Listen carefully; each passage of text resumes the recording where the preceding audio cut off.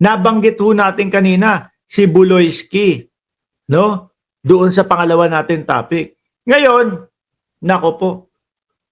Sino pa ba ang mga susuporta kay Buloyski na mga nahalal na ng bayan? Eh syempre, 'di ba? Syempre, yung mga sumusuporta sa best friend niya na si dating Pangulong Duterte. Sino ba yung tinutukoy natin dito, mga kababayan? Eto ha, pakita po natin. Ayan! Oh, Senator Cynthia Villar, suportado ang kandidatura ni Pastor Kibuloy sa pagka-senador. Ayan. Eto naman mga Villar, mga kababayan, kagaya nun, yung bumagsak na tulay. Oh, di ba? Sino ang nangunguna sa build dati? Si Mark Villar.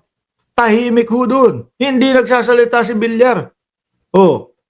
Hanggang ngayon ho, walang sinasabi si Villar, mga kababayan. Quiet lang ho. Si Mark Villar, mga bossing. Samantalang dati, Tatak Duterte yan. Build, build, build. 120 plus ang aming proyekto para sa build, build, build. Ang natapos, 12 lang. Nasabihan pa ako ng fake news ni Shiro Kansaki. Kasi daw 11 na lang. Dahil bumagsak daw yung isa. Diba? Pero, doon ho, no, sa pagkaka-aresto kay dating Pangulong Duterte at dinala ho sa dahig, naku po, lahat ng Villar nagsalita, mga kababayan. Sama mo na si Mark Villar. Ngayon, syempre, suportado nila yung best friend. Syempre, susuportahan din etong si Buloyski. Di ba? Nagagalit si Ma'am Brenda Barton kasi 2.5 viewers daw o 2,600 ang nanonood sa atin. At yung like ninyo, 410 lang daw. Shout out sa inyong lahat. Pindutin nyo yung like. Terin, ano ba balita, Boss Mark? Ito nga ang balita, si Kibuloy, sinusuportahan ng mga Villar. Di ba? Sa kabila ng patong-patong na kaso ni Buloyski, mga kababayan, nakasuporta pa din po yung mga Villar. Siguro sila yung nagkakampihan talaga, no? Sila yung mga circle of friends. Ngayon naman, ang kinakaharap ng mga Villar yung problema po na idinudulot ng prime water, mga bossing. Nasabi doon sa balita, 16 million Pilipino. 16 million, mga bossing, ha? Kung alamin po natin ang bilang ng populasyon ng bansang Pilipinas, umaabot po tayo, no, sa 119 million. Konting-konti na lang, 120 na po, mga kababayan. Biruin mo, 1/5. 1/5 ba? Naku, hindi naman. Sobra naman yun. Ilang porsyento? Siguro 1/6. No? Humigit kumulang 1/6 ng populasyon ng Pilipinas. Ang problema ay prime water, mga kababayan. Di po ba? 1/6, 1/7, nasa ganyan. Prime water, 9% to be exact, sabi ni Ma'am Terin, in percentage. Prime water po, mga kababayan. Tubig na pangunahin pong pangangailangan ng bawat tao. Di po ba? Yun ang kanilang kinakaharap. At ngayon, ang sabi ng mga DDS, naku, lumipat kasi sa amin si Camille Villar. Kaya ngayon, pinupolitika. Pinupolitika, kapag ang taong bayan may problema, ang gobyerno po nandiyan dapat agad. Sinasabi nyo dati, mabagal ang gobyerno. O ngayon, eto, ina-actionan agad simula nung nalaman yung problema sa prime water na. Pumutok naman ho yan dahil sa Rappler Di po ba? Pumutok yan dahil sa Rappler, dahil doon sa pagkaganda-ganda na ginawa nilang video na kasama ho yung mga interview nilang mga lola na bumabangon, gumigising sa madaling araw, ng 3:00 na madaling araw, upang sa ganun, mag-igib ng tubig. Di po ba? Doon naman po pumutok yan Siyempre, ang gobyerno, Pag nalaman agad yan, naku, saglit lang, hindi po pwede to. No? Kulang 10% ng mamamayang Pilipino natin ang namomroblema at nahihirapan sa ganong sitwasyon. Simula nang pumasok yung prime water.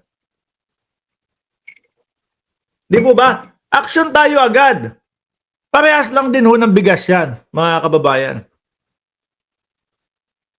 Nandyan na eh. Bakit mo pa pagtatagalin? Ibigay mo na sa taong bayan. Ibenta mo na sa taong bayan. Bakit kailangan pa ng eleksyon? Pagkatapos pang eleksyon, bakit hindi ngayon agad-agad? Di po ba? Kasi ang gobyerno nandyan po para yung hirap ng mamamayang Pilipino ay agad-agad pong maibsan. Kaya hindi ko makuha yung logic, mga kababayan, nung mga nagsasabi na pinupolitika yung mga yan. No, dahil mag-e-election po. Unang-una, hindi tumatakbo si Pangulong Bongbong Marcos. No? Papanalo niya ulit yung sarili niya sa senador naman? Diba? Oh. Hindi tumatakbo yung tao. Sumusolba, nagre-resolba ng mga problema sa Pilipinas.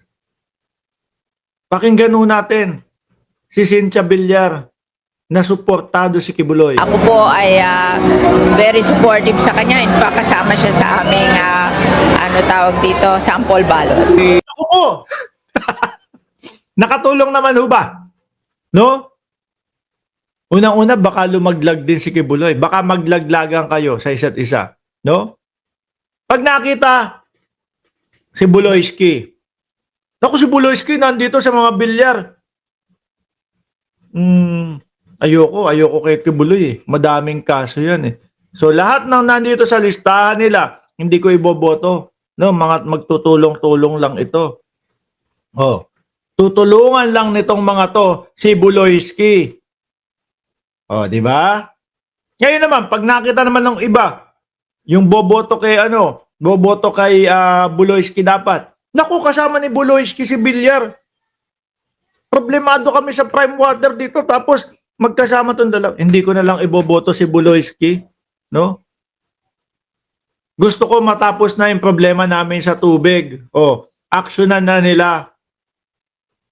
Imbis na magbobotohan po, iboboto sila, nagsama pa kayo. Parehas kayong naglaglagan. Diba? Doon sa sample ballot nila.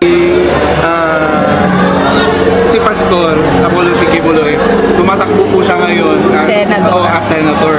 Meron po ba kayong mensahe sa kanya? Tatag lang.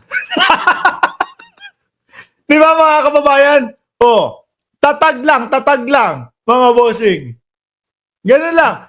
Oh, meron po ba kayong mensahe kay Buloyski? Tatag lang. Kasi yung nakaposas na si Kibuloy, mga kababayan, yun yung sinabi niya doon sa mga sumusuporta sa kanya. Tatag lang. Akala ko nga ho dahil uso ang social media, patag lang. Itag nyo daw sila. O itag nyo siya. Kasi nahuli na daw siya. Oh, itag nyo ko. Kasi arestado na ako. Kala ko yun eh. Pero, Pastor, pakatatag ka dyan. Mahaba-haba pa yan. Baka umabot ka pa ng Estados Unidos. Ako po ay very supportive sa kanya. In fact, kasama siya sa aming sample ballot. Para pakita namin ang support namin sa kanya at sa kanyang mga Mayayaman, nagsasama-sama, ano? Oh. Pero sabi ng gobyerno, walang mayaman sa amin. No? Kung ikaw, may nagrereklamo sa iyo, di ba? Inirereklamo ka na inabuso mo sila, lilitisin ka sa korte. Malas lang ho ni Kibuloy, mga kababayan, Nobel yung kaso sa kanya. Kaya kinakailangan ho na pumasok siya sa oblo habang nililitis po yung kanyang kaso. Diba? Sabi ni Mesayas, Silagan, Ramos, number 1 si Kibuloy sa PDP Mindanao ngayong Martes. Mamanghaka, landslide sa PDP. Ay, nako po. Pag nanalo si Kibuloy, ano po? Oh, ire-request ko sa Katoliko. Pwede niyo po bang isingit na lang si Buloyski maging Pope? Oh, ayan ha, pag nanalo si Kibuloy, ire-request ko sa Katoliko. No? Si Buloyski na lang po ang Pope, nanalo po eh. Diba? Paano mananalo yan? Pang 28 yung pangalan yan. Di ba? 12 ang kinukuha ang senador, hindi ho 30, mga bossing. Oh, pagka tinanong, ano ba ang ipapangalan kay Buloy? Ang suggest ko po, Pope, di ba? Pope siya. Tang na mo. Oh, Pope, tang na mo. Convicted na ba si Kibuloy? Hindi pa. Hindi pa kasi convicted. Pero yung mga ginawa niyang hakbang, no? Yung pambabastos niya sa Senado, yan ang dahilan kung bakit iniisip ng taong bayan na guilty itong si Buloyski. Hindi kayang ipaliwanag yung kanyang sarili. Ang sinasabi nga ng kampo ni Buloyski doon sa Estados Unidos, naku po, ang tagal-tagal po namin hinihintay yung Estados Unidos para doon sa kaso ni Buloyski. Lagi po nilang pinopospon. Yung pala ang katotohanan, baliktad. Yung abogado ni Kibuloy, na pagkarami-rami ho, mga kababayan, ang nagpopospon doon sa kaso niya sa Estados Unidos. Kasi ang dahilan nila, masyado po kasing madami yung kinaso. Pag-aaralan po muna namin lahat, no? Doon, yun ang totoong kaya nauudlot-udlot ho, mga kababayan. Diyos ko, no? At meron sinasabi yung mga vlogger ni Buloy sa pangunguna ni Dos por Dos. O, tatanungin niyo ako, Mark, sino na naman yung Dos por Dos na? Si Jason sa! O, dos ngipin sa taas, dos ngipin sa baba. AKL, ngalbu. O, kalbu plus ngalbu. Sinasabi niya, acquitted si Buloyski doon sa kaso sa Estados Unidos. Kahit ho binura ni Jason sa yung kanyang mga pinagpo-post na ganyan, nandito ho yan sa aming nandito ho yan sa aming computer, no? Sabihin nilang fake news. Mark, fake news ka. Walang sinasabi si Sonsa. Sige, hahalugugin namin. Isang type ko lang, Sonsa, dito sa computer ko. Lahat po ng pinagsasave namin, lalabas po yan. Di po ba? Ang sasabihin ho, mga kababayan, acquitted si Kibuloy. O bumaba ang kaso ni Kibuloy. Saan? Sa Estados Unidos? Yun po ay yung dating kasakapakat ni Buloyski na nakikipagtulungan na po sa Amerika para idiin lalo si Buloyski. Di ba? Meron pang mga issue na kasal-kasal. Ikakasal doon sa mga Amerikano o kung sino man para mas humaba yung stay. Para mas mahaba daw siguro ang pagtitinda ng OTAP. Di ba, Hakuna Matata, kain ka ng kain dyan, di ka nag-aalok ha. Sabi ni Ma'am Terin, Mark Gamboa, ba okay na okay po yan. No? Magaling po si Mark Gamboa. Yung mga nag-underestimate po kay Mark Gamboa, mga kababayan, ako, graduate tapos po yan. At kung maririnig nyo naman yung kanyang mga political vlogs, talaga pong may mga laman, mga bossing. Binoto ko po yan, si Mark Gamboa. Kasama sa sa movement ng kanyang religion. Ma'am, may mensahe po kayo para kay Pastor. Sana ma-overcome niya lahat ng mga ginagawa sa kanya ngayon at sana ay Sandali, ano ginagawa sa kanya? Cynthia, ano ginagawa sa kanya? No? Merong alias Amanda na nagkaso.